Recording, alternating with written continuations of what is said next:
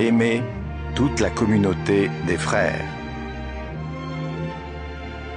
Ces mots ont été écrits il y a près de 2000 ans. Nous en avons plus que jamais besoin. Comment peut-on aimer une communauté aussi vaste? Comment être sûr que cet amour ne s'affaiblira jamais dans un monde dépourvu d'amour?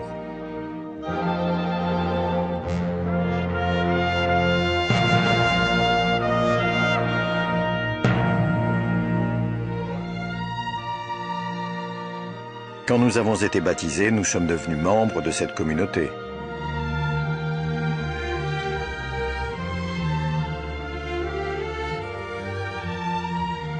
Notre cœur débordait de joie.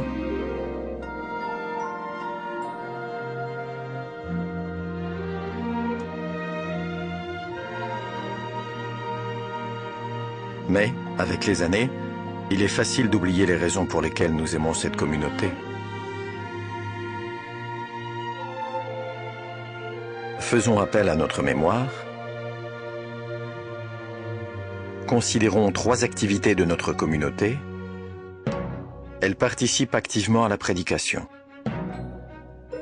Elle vient en aide à ceux qui sont affligés. Elle se rassemble pour adorer Jéhovah Dieu.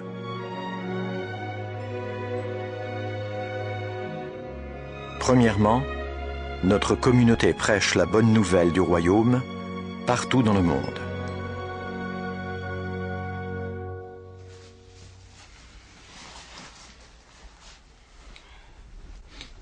Jessie se prépare à aller prêcher. Tu n'oublies rien? Non, j'ai toutes mes affaires, je suis prêt.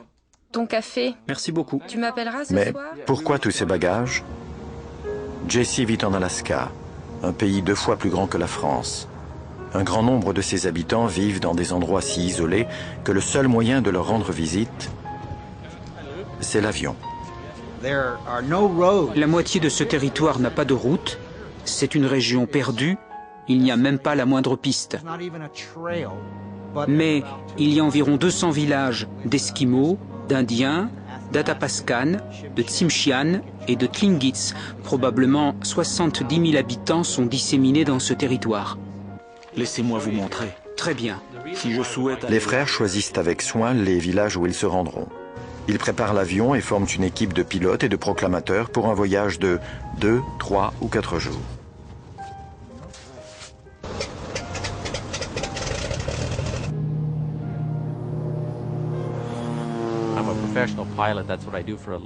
Je suis pilote, c'est mon gagne-pain.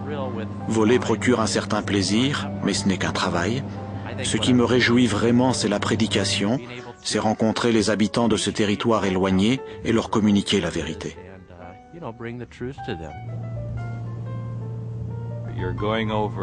On survole d'immenses étendues inhabitées où l'on ne voit pas âme qui vive et on se demande à quoi va bien pouvoir ressembler ce village. On est dans l'attente. À quoi ressemblera-t-il quand on atterrira?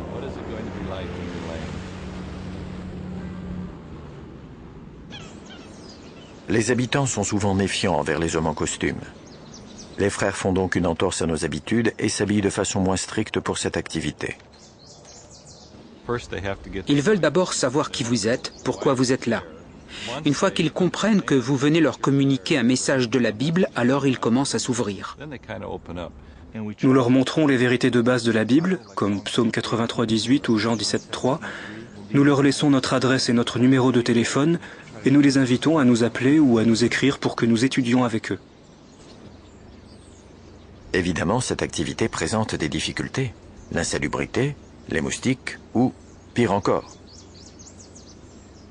Presque tous les habitants nous disaient « Attention aux ours » parce que ce matin-là, les ours étaient présents et il faut vraiment s'en méfier. Ces difficultés rapprochent les frères.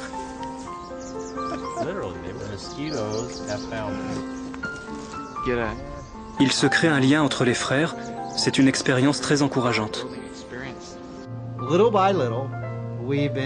Nous avons peu à peu parcouru tout le territoire. Nous y avons donc prêché la bonne nouvelle, au moins une fois, voire 2, et nous visitons certains endroits pour la 3e fois. En rendant témoignage ici, j'ai davantage conscience d'accomplir la prophétie de Matthieu 24, 14, « Prêcher la bonne nouvelle dans toute la terre habitée ». C'est ce que nous faisons ici. L'organisation de Jéhovah veille à ce que ce soit fait dans les régions les plus reculées.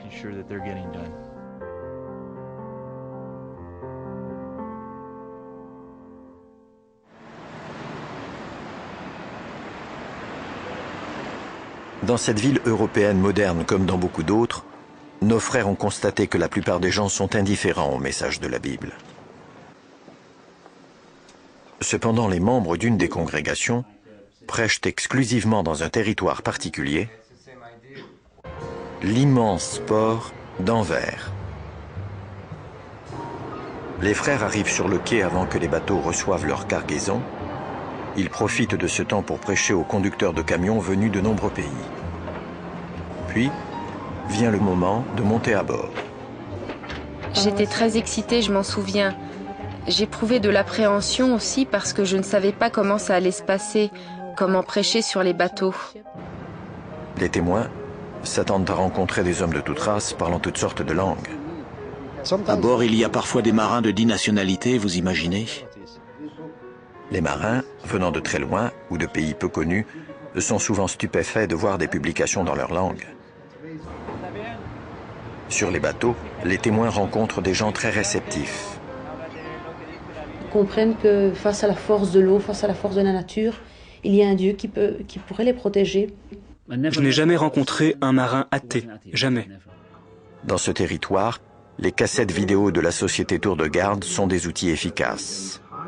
Et ça nous est déjà arrivé de voir des personnes, par exemple, une quinzaine de personnes qui ont décidé de regarder 3 vidéos, par exemple, 3 vidéos de leur choix. Et après, on a eu tellement de questions. Ce territoire changeant constamment, comment les frères peuvent-ils revisiter ceux qui s'intéressent au message? Le journal local signale quels bateaux accosteront dans le port chaque semaine. Quand donc un marin s'intéresse à la vérité, les frères notent le nom de son bateau afin de revoir cet homme ultérieurement. Ils ne tardent pas à emmener leurs étudiants aux réunions de la congrégation. Depuis la création de celle-ci, il y a 3 ans, plus de 1400 marins de 41 pays ont assisté aux réunions. En moyenne, 5 études bibliques sont commencées chaque mois. Un marin désirait devenir témoin. Après avoir lu un périodique, il a dit « c'est la vérité ». Il s'est mis à en parler aux autres. Quand nous sommes montés à bord, il prêchait. Il a dit « j'ai besoin de livres, il me faut des livres ». Nous sommes allés 3 soirs sur un bateau en provenance d'un pays où les témoins étaient interdits. La dernière fois, nous avons parlé de la bonne nouvelle jusqu'à 1h30 du matin. Quand nous avons quitté le bateau, tout l'équipage est monté sur le pont et nous a crié « Au revoir, témoins de Jéhovah, rendez-vous dans le paradis ». Dès le premier bateau, nous avons réellement aimé ces gens.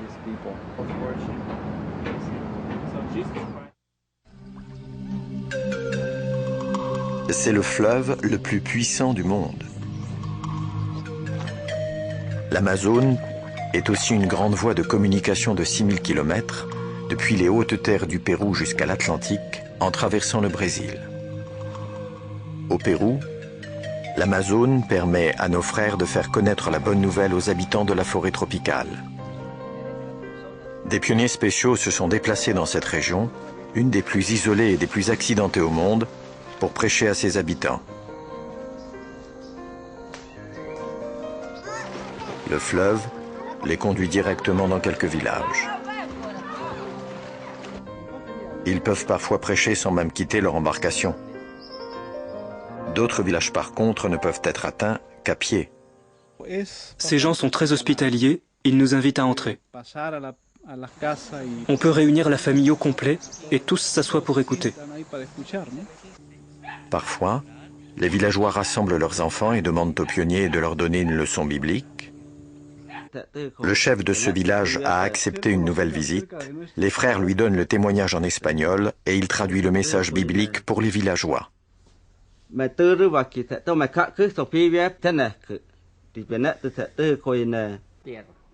Les frères trouvent aussi des oreilles attentives dans une léproserie.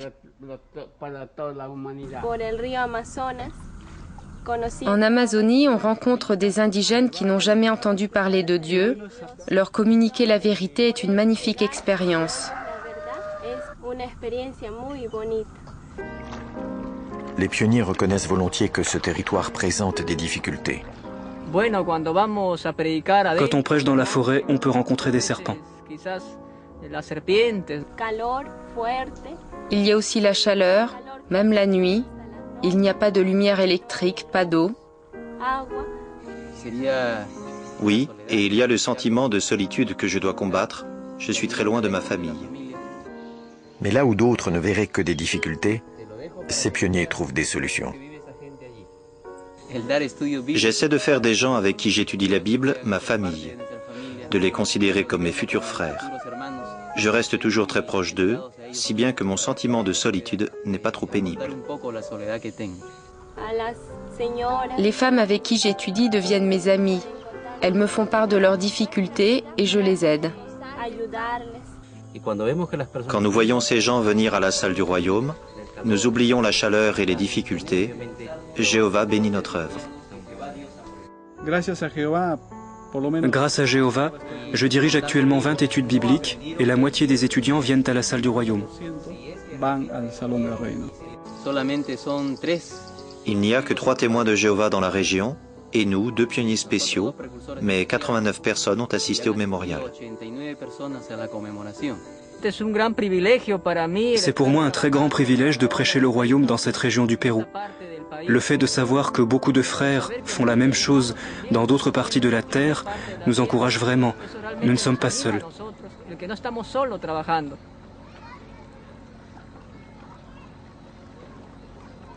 Ils sont loin d'être seuls. Dans le monde entier, la communauté des frères se dépense dans cette même œuvre. Les témoins qui vivent dans les villes et les gros villages du Mozambique se déplacent régulièrement dans les campagnes. Ils organisent soigneusement leurs visites en fonction des saisons. Cela leur permet de rencontrer des fermiers très travailleurs et leurs familles.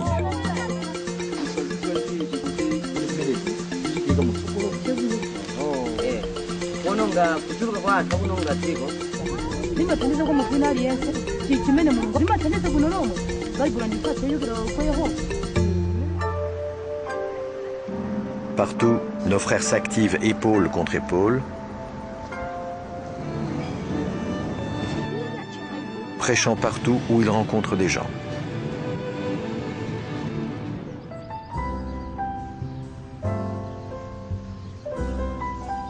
Participez-vous à la prédication là où vous vivez. Peut-être pensez-vous que ce que vous faites n'a rien d'extraordinaire.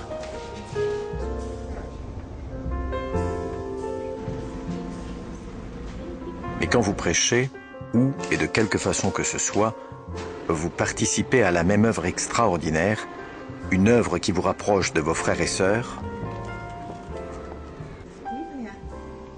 une œuvre qui touche des gens et sauve des vies,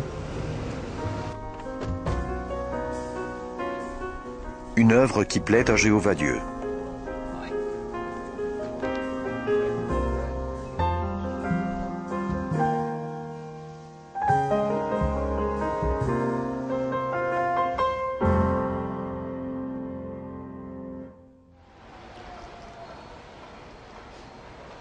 Les passants remarquent à peine cet endroit, un terrain nu dans une ville japonaise trépidante.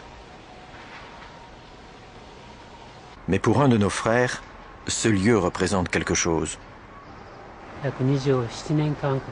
J'ai habité ici pendant 27 ans.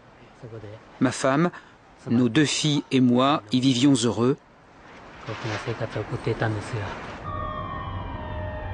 Le 17 janvier 1995, la vie de Takao Jinguji, comme celle de beaucoup d'autres habitants de Kobe au Japon, a été bouleversée.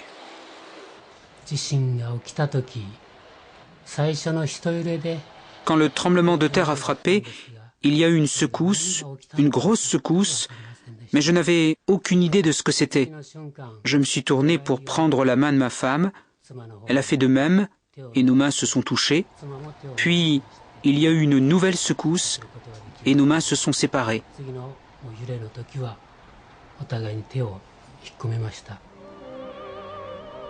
Sur les 5500 victimes du tremblement de terre, il y avait 13 témoins de Jéhovah et 2 personnes non encore baptisées.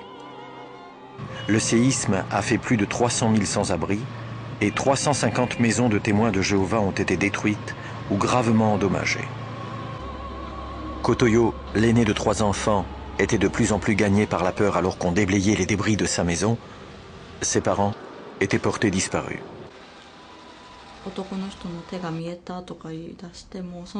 Puis nous avons vu la main d'un homme. Tous 2 étaient ensevelis là. Kunio Tsunasawa, un ancien, était avec les enfants quand on a découvert leurs parents. Un médecin a tenté de les ranimer, mais en vain. Le père et la mère étaient morts.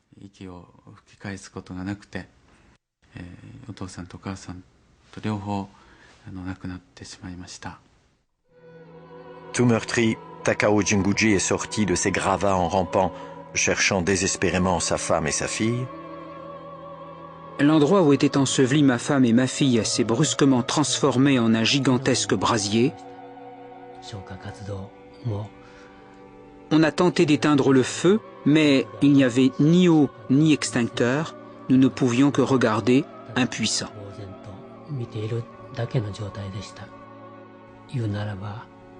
À dire vrai, sachant qu'elles sont mortes sur le coup, c'est plus facile à supporter. J'ai pu maîtriser mon émotion. J'ai vraiment ressenti l'aide de Jéhovah. Même dans les pires moments, les frères et les sœurs étaient là pour se soutenir les uns les autres.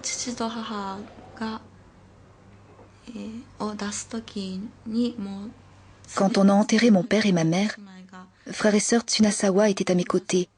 Ils sont restés avec nous. Ils nous ont accompagnés à la morgue. Elle m'a pris la main. Elle n'a pas dit un mot, mais je savais ce qu'elle ressentait.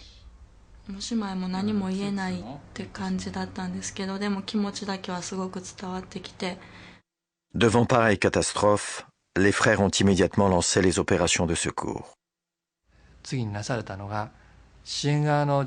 Dans les circonscriptions d'où venaient les secours, on a choisi quelques salles du royaume et donné des instructions pour y rassembler immédiatement de l'eau et des denrées alimentaires.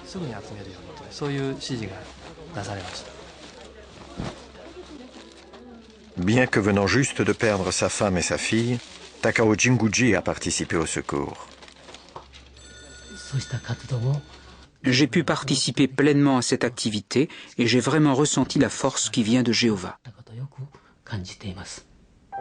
Quelques jours plus tard, des frères de la filiale près de Tokyo étaient sur les lieux du drame. Les sinistrés en ont été très touchés. Après l'approvisionnement en eau et en nourriture, on a commencé à protéger des intempéries les maisons endommagées. Les voisins observaient les frères en train de travailler et faisaient des commentaires du genre « D'où viennent-ils? Est-ce votre religion ?» Les besoins spirituels ont été parmi les premiers à être comblés. Les visites pastorales, les réunions chrétiennes et la prédication n'ont pas été interrompues.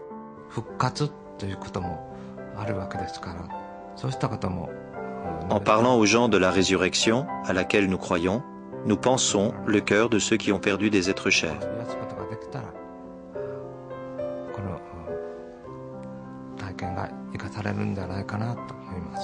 Dans le cadre des secours, on a emmené des sinistrés en autocar dans une salle d'assemblée où on leur a donné une chambre pour la nuit. Ils ont pu prendre un bain et avoir tout ce dont ils avaient besoin. Ils ont également assisté à une réunion et ont prêché dans un territoire épargné par le séisme. On nous reconduisait ensuite dans notre maison. Je trouve que c'était une disposition pleine de bonté. À Kobe, les Nagai, un couple de pionniers infirmes, ont proposé leur petit appartement comme salle du royaume.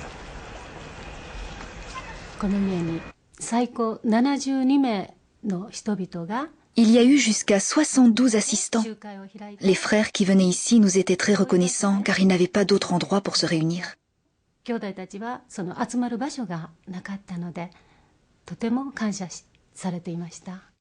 Les frères se sont efforcés d'aider le maximum de personnes, y compris des non-témoins. Nous sommes allés dans le plus grand hôpital de Kobe pour y apporter des couvertures, du riz et beaucoup d'autres choses.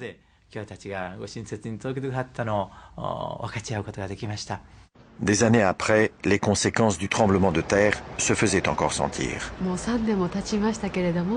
Voilà 3 ans que c'est arrivé, mais j'y pense encore tous les jours. Cependant, les survivants du séisme ont été réconfortés en restant proches de Jéhovah et de leurs frères dans le monde.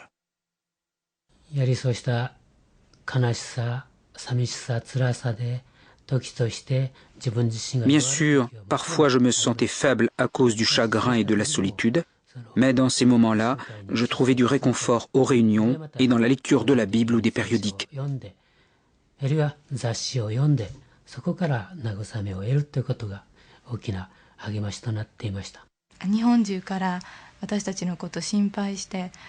Ceux qui se souciaient de nous nous ont écrit. Cela nous a vraiment encouragés.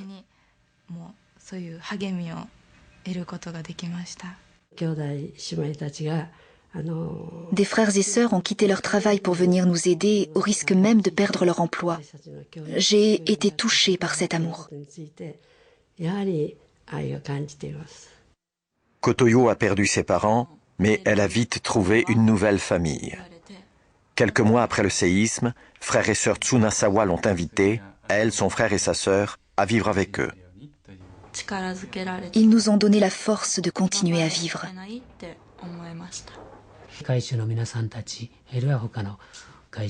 Les membres de ma congrégation et les frères et sœurs d'autres congrégations m'ont beaucoup réconforté. Ils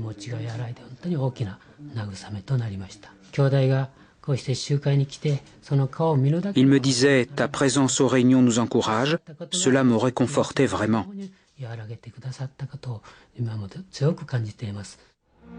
Le tremblement de terre a dévasté une ville, mais la communauté des frères est sortie de cette épreuve plus forte que jamais.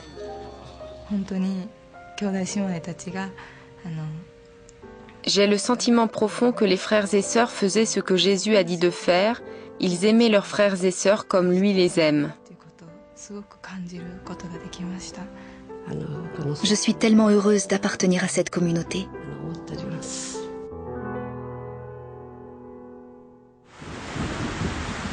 Les années 1990 ont vu de nombreuses catastrophes. En août 1992, l'ouragan Andrew a causé de terribles dégâts. Nos frères ont été loués pour leur intervention. Un journal local a écrit « Cette semaine, personne ne claque la porte au nez des témoins de Jéhovah, si tant est qu'il reste une porte à claquer. » Quelques 3000 volontaires témoins de Jéhovah venus de tout le pays ont convergé vers la région sinistrée pour secourir leurs frères et d'autres habitants. Le journal ajoutait « Tout corps d'armée pourrait envier la précision, la discipline et l'efficacité des témoins. »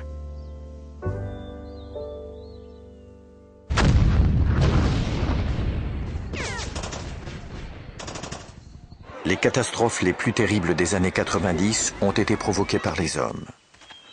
En 1994, le Rwanda et le Burundi ont été déchirés par les haines ethniques et la guerre civile. Il y a eu des centaines de milliers de tués et plus d'1 million de réfugiés. Les mêmes fléaux ont ravagé le Libéria, la Sierra Leone et le Congo. Ces catastrophes ont causé la mort de centaines de témoins de Jéhovah et la misère, la maladie, la faim et la perte de leur toit pour des milliers d'autres. Les frères ont travaillé dur pour leur venir en aide. Lors d'une opération de secours en juillet 1994, les témoins de France, de Suisse et de Belgique ont offert plus de 1 600 000 $ pour leurs frères du Rwanda et du Burundi. Informés de leurs besoins un vendredi, les témoins d'Europe leur ont envoyé 35 tonnes de denrées dès le mercredi suivant. Plus récemment, les témoins d'Europe ont rassemblé plus de 400 tonnes de denrées qui ont été envoyées à leurs frères de Kinshasa au Congo. Ce genre d'aide ne fait pas que sauver des vies, Il rappelle que notre communauté de frères n'est pas un simple mot, c'est une réalité.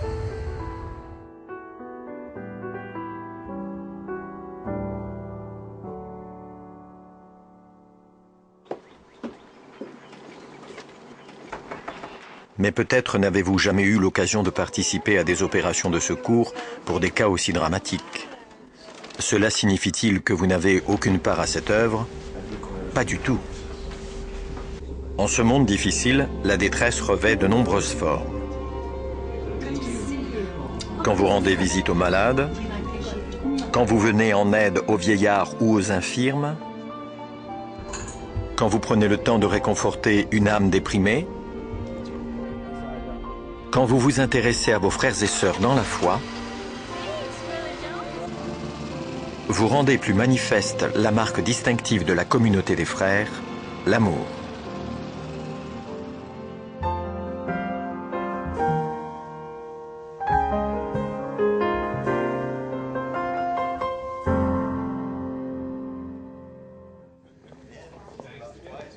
Pour notre communauté, rien n'est plus important que le culte de Jéhovah Dieu.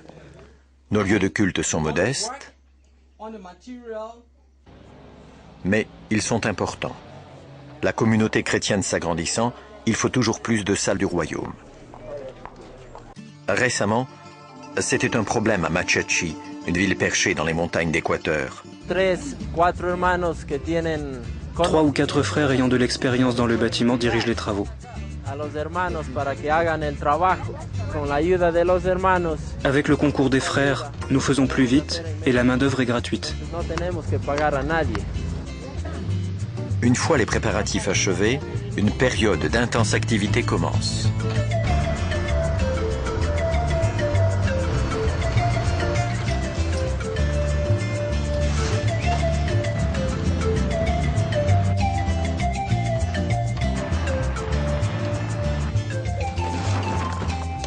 Muchos hermanos que son empleados o trabajadores seglares han hecho sus... De nombreux frères prennent des congés afin de participer à la construction.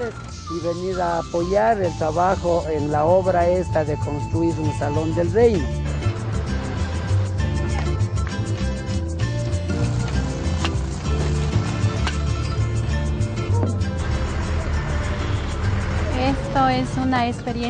Quoi de plus joyeux pour des frères que de venir de loin afin de participer à la construction d'un lieu de culte pour Jéhovah?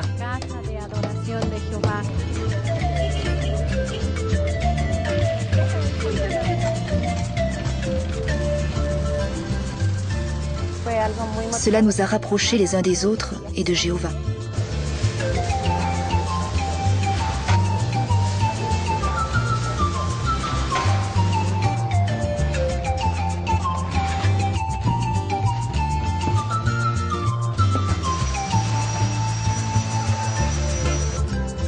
Avec tous ces projets, il y a du travail pour tous les volontaires. Nous avons remarqué un bel état d'esprit joyeux. Tous collaborent et sont pleins de bonne volonté, du plus jeune au plus âgé. Chacun souhaite que la nouvelle salle du royaume soit un excellent témoignage pour les gens des alentours. Durant la construction, nous avons entendu des commentaires élogieux. Beaucoup sont émerveillés par l'unité des témoins de Jéhovah. Muchos están admirados de la unidad que existe dentro del pueblo de Jehová, que somos como hormigas, que estamos dispuestos. Ils voient que nous sommes travailleurs comme les fourmis. Ils aimeraient que dans leur ville, des hommes travaillent de la même façon et achèvent les travaux en cours. Para conseguir ciertos objetivos. Enfin, le travail est fini et le moment est venu d'inaugurer la nouvelle salle du royaume. Y así, hermanos, este salón del reino se ha dedicado a Jehová. Nous attendions cela avec impatience, avoir une salle du royaume pour accueillir davantage de personnes. C'est une grande joie. Comme je le disais, nous n'avions pas d'endroit convenable pour nous réunir. Je pleure de joie.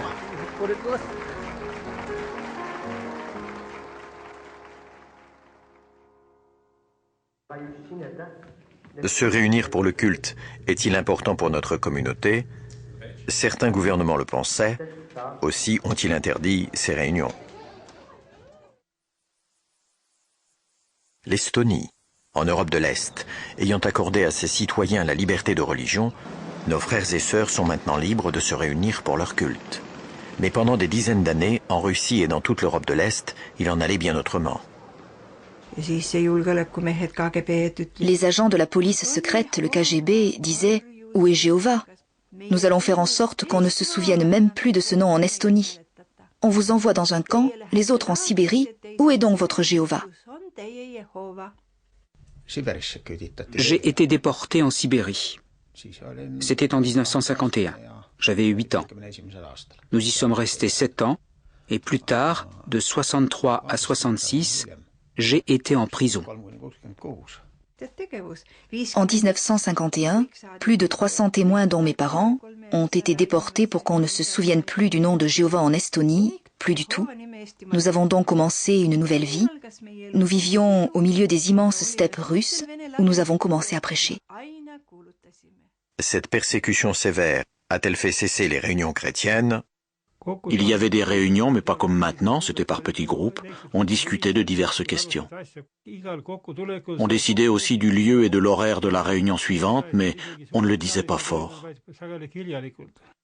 Il nous fallait plusieurs heures pour nous y rendre. Avant 7 heures du matin, nous emmenions les enfants. Ils étaient très jeunes. Nous les mettions parfois dans un sac à provisions. Ils voyageaient en autocar, puis parcouraient des kilomètres à pied. Chaque semaine, il nous fallait 12 heures pour aller assister à l'étude de la tour de garde et en revenir. Comment les frères se procuraient-ils les publications pour les réunions? Au début, nous ne pouvions reproduire la tour de garde qu'en la recopiant à la machine à écrire ou à la main.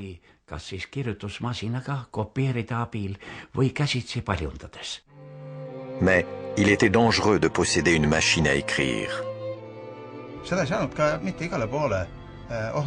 On ne pouvait pas la cacher n'importe où. Dans une maison en bois ou dans le sol, on l'aurait trouvée facilement avec un détecteur de métal. Mais ma maison avait un toit métallique sous lequel, près de la cheminée, j'avais une cachette.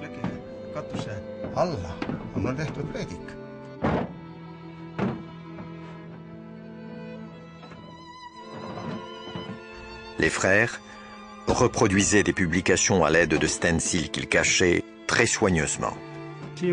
C'est comme ça que nous avons survécu spirituellement durant toutes ces années, malgré les difficultés et les persécutions.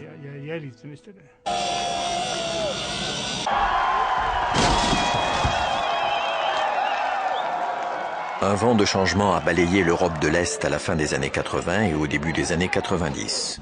En Estonie, l'œuvre a été reconnue en 1991.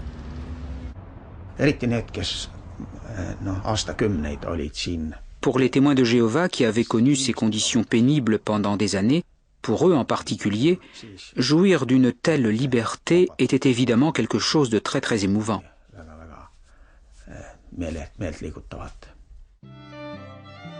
Enfin, libres de prêcher ouvertement, les frères d'Estonie, comme ceux de toute l'Europe de l'Est et de Russie, s'efforcent d'inviter le public à leurs réunions chrétiennes. C'est particulièrement le cas au moment du mémorial, la réunion la plus importante de l'année. Un frère se souvient du dernier mémorial célébré dans la clandestinité. Cela se passait chez lui.